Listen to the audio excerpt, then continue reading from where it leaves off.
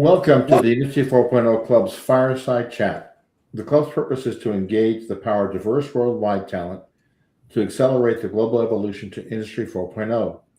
We accomplish this by hosting and supporting respectful, thoughtful, and interdisciplinary open conversations and creating quality content on wide-ranging Industry 4.0 topics to expand the reach of our community. My name is Mike Unger, and I am the CEO of the Industry 4.0 Club. I have over 40 years of management and leadership experience, most of that at Michelin in manufacturing. I'm joined today by my co-host, Mike Yost. Mike, would you mind introducing yourself, please? Not at all. Thank you, Mike. As Mike said, my name is Mike Yost. I am one of the co-founders of the club, the volunteer chairman, and Mike's co-host on these regular events. I've been in industry a little over 35 years, with the last 15 or so on the industrial nonprofit side, trying to do exactly what we're doing here today, with getting input and sharing ideas with people with valuable experience to share. So we are really excited that today we get to speak with Ashley Campbell, who is the corporate responsibility and sustainability manager of the Volvo Group. Ashley's going to be presenting at the MX.0 Greenville event on April 8th, 2026. And the title of her presentation is Supply Chain Partnerships, Change to Stay Ahead. Thanks, Mike. Just to talk about the event coming up a little bit, the MX.0 Southeast event is the go-to gathering for manufacturers in the region to connect, collaborate, and learn from real-world examples of successful digital transformation, talent management, and sustainability, shared by those who are making it happen today. Beginning in 2021, this event has empowered local manufacturers to advance their careers and businesses through valuable knowledge exchange and impactful networking opportunities. So to more formally introduce Ashley, she grew up in Florida on a farm, riding horses and raising animals and being out in the country. And that helped form who she is and her love of all things green and the wild spaces where they thrive. So these passions led her to become a visionary sustainability leader with over a decade of experience in driving transformational initiatives in sustainability, supplier diversity, and operational excellence. Ashley has a proven track record of aligning corporate goals with ESG principles to achieve measurable impact in global supply chains. I'm sure she's going to be a phenomenal guest with us here today and also at the show. So we welcome you, Ashley.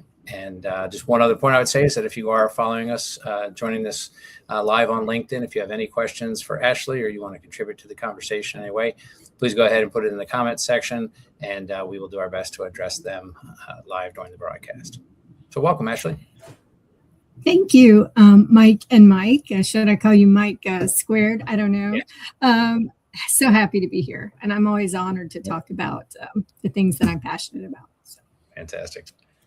So I wanted to, maybe we can start by just learning a bit more about yourself, Ashley. I think just to let our audience get to know you better. So looking back on your career, I noticed that you've worked in a variety of roles, accounting, sales, and procurement in particular.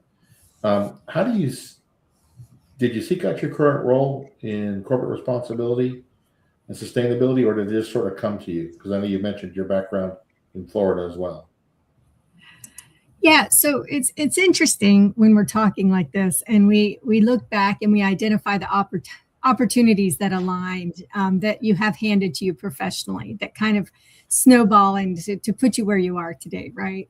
I actually, started my career in non-traditional accounting, a little bit of forensic accounting, cost accounting, which tied in heavily with, inventory control and compliance. And that just sort of became an evolution that I enjoyed, but I wanted to turn away from that career path. I didn't want to end up being a controller. That wasn't really what I wanted to do.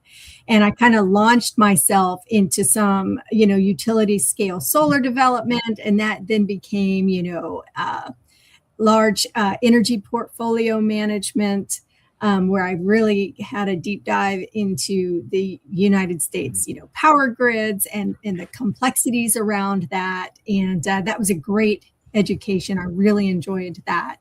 And then about the time that we started seeing a rise in sort of greenhouse gas accounting and reporting standards being rolled out globally, I was working in an opportunity where I could pivot into that sort of a compliance piece of the puzzle. And I just, launched myself into the whole sustainability piece.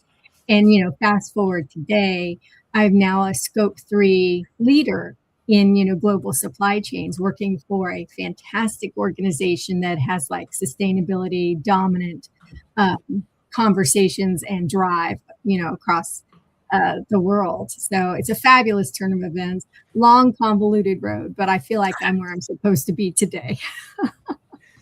Well, excellent. Thank you. Thank you for that. And just a note, we see some back and forth in the comment sections already. So just to encourage folks, if you have questions, please go ahead and ask them. So Ashley, to me, it's interesting that corporate responsibility and sustainability are listed separately in your job title. Could you maybe explain the umbrellas for us? What's included under corporate responsibility as Volvo defines it? And then maybe what are some of the key sustainability efforts that are underway? Okay, so I think a really good way to look at this is corporate responsibility is that umbrella. You just use the perfect word, and underneath that umbrella, we've got different pockets of areas that need to be dealt with. Sustainability is so much more than just decarbonization, right? And so we have, everybody gets stuck on decarbonization, but we've got other topics. We've got people topics, we've got resource management topics, we've got business and compliance topics, and then those unfold and you can get even more granular topics like resource management or biodiversity. It just kind of goes on and on. But where the corporate responsibility piece ties in becomes the governance, the compliance, the making sure that everybody is aligned and doing what's required and being responsible, right? So if you think about it, at Volvo Group, we have like 3 pillars. We've got our people, resources, and climate. You've got all these sort of subtopics, but they're really managed along that responsible purchasing umbrella. And that's how I see the world, right? And how we look at things internally. That's fantastic. Thank you for that. Yeah, that's really neat. So can you highlight some of the key sustainability efforts that you're involved with today? So if we kind of narrow in a little bit and talk about those. Well, what I can tell you is, being a global organization, we're always looking at ways to reduce our carbon footprint, globally. And that opens a Pandora's box of projects. You have lightweighting, you've got alternative materials, you've got so many different opportunities that you can change the footprint of a product. And again, that is kind of governed by what's happening in the world. When we're looking at compliance, we're looking at regulations, which direction do we need to move? It's all kind of being pushed in that direction. So I think our overarching goals at Volvo Group are decarbonization in harmony and alignment, right, with global regulatory compliance and making sure that we can hit targets that we've set it as an organization. And I think, one of the things that we committed to as a group is, 100% safe products, 100% fossil free, and 100% more productive. So anything that we embark on is going to fall underneath those categories, and it aligns squarely with what we want to accomplish and where we're going to accomplish it. And I'm not going to get into like a lot of specifics here, Sure. But if you wanted to learn more, you could go to volvogroup.com and look at our corporate sustainability report, where you've got so much information and numbers. Yeah. And we're currently, reviewing our 2025 CSR, which is going to be great when it comes out. So I highly recommend everybody look for that in the upcoming weeks. You're right about the large company. There's so many different things that you focus on to make it happen. I mean, it sounds crazy, but if my recollection in my time at Michelin, it goes all the way down to recycling on the production floor, which is, you think it's just an activity that each person has to do, all the way up to strategic partnerships with suppliers on certain materials. I mean, so the range is quite dramatic, which leads me really to my next question, because I know one of the areas that we want to talk about supply chain, right? Um, how do you help your partners, your supply chain partners, really move forward in this area of sustainability?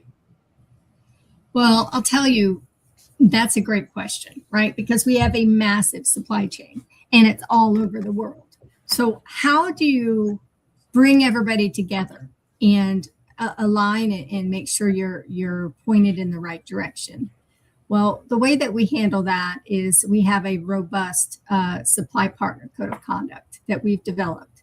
And we have embedded in that requirements and expectations that clearly define what we need our suppliers to do. And it's a great living document. You know, it'll grow and change over time, but it's the foundational language that we use, not just in that code of conduct, but in our communications with our suppliers, in our trainings with our buyers, in master pricing agreements, in appendixes. Like, once you on board with us and you sign that supply partner code of conduct, you really never get the opportunity again to say, well, I didn't know, right? You knew what you signed up for because we spell it out. And I think that piece of the puzzle is so critical. And I would highly recommend it for any, supplier out there. Document it, document your ethos, document where you stand, what you stand for, what your expectations are, because that is the piece that you can come back to over and over and over again. So that is like the foundational piece that we share with our supply partners. But then there's also like this great, goal of knowledge growth and competency, not just internally, but sharing that knowledge externally. So on our supplier portal, we have a library, like a knowledge library, where we can really share information from small to mid-sized suppliers, or even large suppliers who are just launching their sustainability programming. We've got tips and resources. We've got lots of information embedded that our supply partners can look at. And then, we also have, because we're such a large global entity, we basically have professionals available 24/7 in the sustainability area. So if you have questions, you reach out to your buyers, they can get you an answer usually pretty quick. I think that really builds on our partnerships, that agility, ability to be there, right? Having that sort of like not just a static flat piece of paper, but ambassadors and experts who really engage on the topics. It's critical. Well, yeah, what I like about that is what you're describing is you come alongside and work with the suppliers. You don't just, send them a piece of paper and say, accomplish this. Right. It's continuous coaching, right? Yes, because we set the bar and then we set the bar again next year and then next year. So, I was going to get to that. I was going to say, even though you're there to help and you're willing to provide them support, I was going to say, I'm guessing that a couple things are there with respect to sustainability. One is that it's a differentiator when you're choosing between suppliers to some degree. It's an input, if I'm not mistaken, I would guess. I don't know. Looking for your feedback that. And then secondly, do you give suppliers, I'll say, a sustainability grade as well? So we do have some like tools that we use. There's surveys and questionnaires that it gives us some really good visibility into like the maturity of an organization, right? And it's not just on sustainability, but maybe business ethics, company management, human resources, human rights. And so, that is a scored document. And we have a minimum that you have to reach, right? And then there's stopping parameters. So let's say you score a 90, but you've got a stopping parameter. We're going to coach you on how to fix that stopping parameter, right? So, nice. And let's say you don't hit that minimum score, but we really want you bad. We want you to be a supplier for us, right? So then that involves coaching and helping to understand where those gaps are and what they need to do to fix it and be a stronger supply partner, not just for us, but for anybody out there, right? And so we've got tools that we use at the onboarding kind of sourcing part of the puzzle. And then we've got continuous improvement tools and live audits that we can do once you're onboarded so that you stay involved. So it's not just like one and done, right? That's critical. Yeah, that sounds great. Real quick, just to summarize what I think I heard you say was a combination of both clear expectations and accountability for those expectations, but also support to help people achieve them, what a great balance of things. And it really helps make progress in this area, sounds like. Yeah, I agree. And, I've been with Volvo Group for a little over 3 years, and I can say my personal opinion, I've seen a lot of progress and, building these relationships with supply partners who may feel a little vulnerable coming out of the box and saying, hey, we want to do these things, but we're really not even sure where to start. I think when you take the time to listen and build those relationships, you're forging a partnership that goes beyond just an invoice, right? Because they're leaning on you to guide them in a rather tumultuous, landscape. And when you are able to provide that stability and that knowledge, there's a real, you can't define that level of partnership, I don't think. Yeah, it sounds like a good partnering relationship. I just want to break in for a second and remind everybody that we're talking with Ashley Campbell, who's the corporate responsibility and sustainability manager with the Volvo Group, ahead of her presentation at the MX.0 Southeast event. And her title of her session will be Supply Chain Partnerships, Change to Stay Ahead. We certainly encourage all of you to meet her there and participate and learn more with Ashley. But again, if you have questions, we can certainly take them. So go ahead and put them in the comments field. I guess just a couple things that jump out to me, Ashley. One, you mentioned being a global organization, which is obvious, and that takes you all around the world with different regulations. And, there are changes happening right here in the US with regard to, environmental regulations and things like that. So just wondering what trends do you see? Well, I guess to finish the thought, sorry. Obviously you need to maintain a level of consistency because there will be potentially changes in regulatory requirements around the world.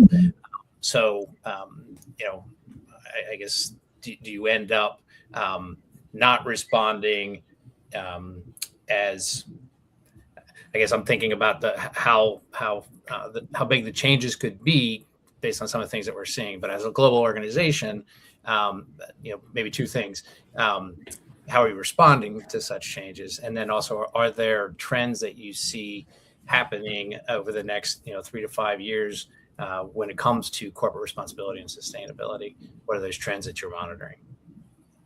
So I think there's two answers to your question. All right. One, how do you handle all the changes? And then what do you think will be critical to those changes moving forward? All right. So there's two things.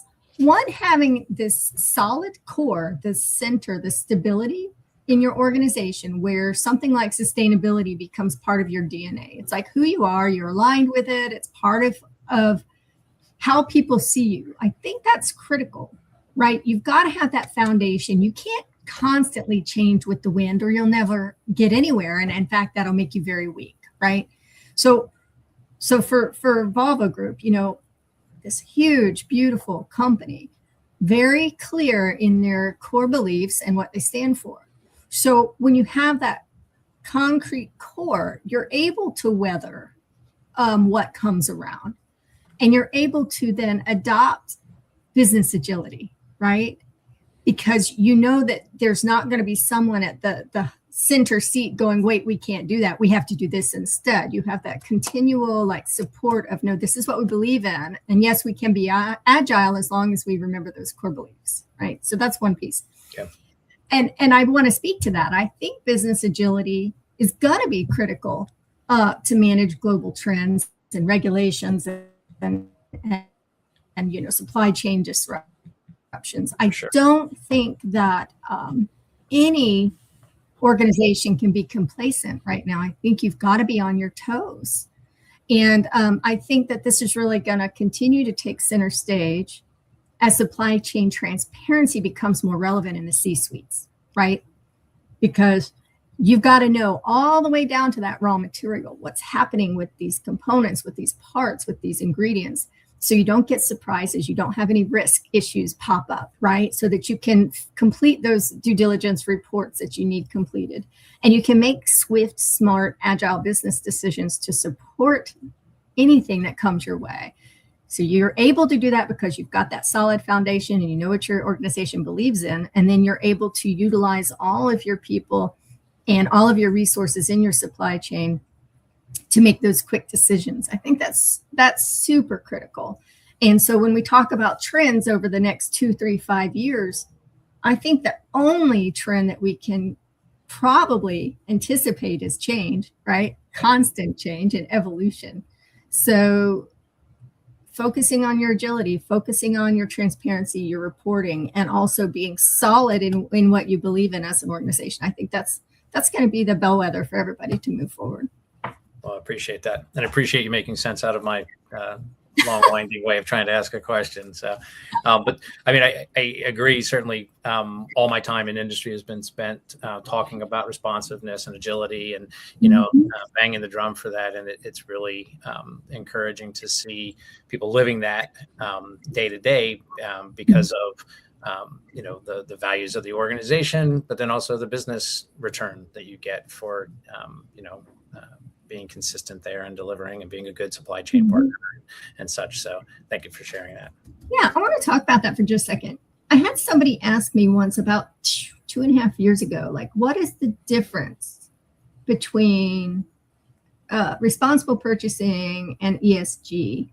And I want to tie that to my last answer. Please. And I'm going to, at the risk of irritating people, I have found that ESG historically has been doing the minimum requirements, doing the basics to get by, like really like, this is what we got to do to hit this level, right? And we're gonna just kind of do the bare minimum and coast along and make sure we hit those kind of metrics that are required of us. And responsible purchasing is creating an entire business ethos around doing what's right, even if it's not required at the time. And I think that's what we're seeing in some of these trends is there's an ask from shareholders, there's an ask from customers to go above and beyond. Don't just do the minimums, right? Let's be more responsive and responsible as corporations and do what's right instead of just what's required. And so I just felt like I needed to mention that real quick because I think that gets lost sometimes in these conversations. I really do. That. Yeah. Well, what you're describing, though, I think I often, when I talk to leaders as a coach, what are your values? What are your corporate values, and what's the culture you're establishing? And I think what you're describing is a company that's a value-based company, where it isn't just compliant with the law. It's what's my culture? What are my values? And am I living those values? And what you're describing at Volvo, for example, is the values that are lived that go beyond the legislation. And I think that's we look for responsible companies today that are willing to do that understand legislation, but understand also their values and when they are driven by their values. Certainly meaning the legislative issues, but really being driven by their values. Yeah. I agree. And I use the word ethos. Define your ethos. Document it. Sure, it's great to say I don't support child labor, but do you have it written down anywhere? I know here in the United States we take that as an assumption. Oh, we don't have to document that, but maybe we should, because we are assuming it's in the labor laws that no one's going to have child labor. Where do you stand as an organization, right? Puts me in the hot seat again. That's a big topic. But the point is that, documenting it, just writing down your, as you said, values. I just, sometimes values can get twisted. I like ethos. Where do you stand? Where do you live? Where do you breathe? What do you think? Yeah. How do you live? And I coach suppliers on that often as well. Write it down. Yeah, no, that's really good advice and a really good perspective there. You're going to be speaking at MX.0 Southeast, and for those that come listen to your presentation, what do you hope they take away when they come listen? Well, I hope that they take this, that it's possible still in this day and age to find hope and passion in what you do in every day. Everything you do, every decision you make, and everything that you wake up and do in a day can make a difference in the future, even if it's a small one. And being a sustainability professional is believing every day that you can still make a difference. So I hope that anybody who listens to me walks away feeling optimistic and maybe motivated in doing that one small thing that can create a ripple effect and change in their supply chain, or maybe even just starting a conversation or revisiting a hard conversation that you had before that you didn't feel like was going to be successful, because something small might come from it that could be a game changer in 5 years. That's great. No, that's really neat. Well, we've been talking for the last 25 minutes or so with Ashley Campbell from the Volvo Group about supply chain partnerships, the need to change to stay ahead, as she shared a little bit about her perspective on the future and the need for agility.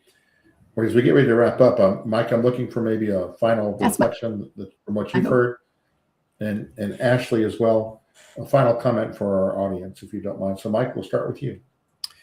Yeah, sure. I mean, I think a couple of points, from I think Ashley is living, something very important to her. She talked about how she was raised and how important the environment is to her, and the fact that that's something she's living out every day, and the discussions about the ethos of the organization and sustainability and such being built into the DNA of the organization. I think it's fantastic to see people that are committed to a cause and then consistently walking or running, whatever it is, down that path.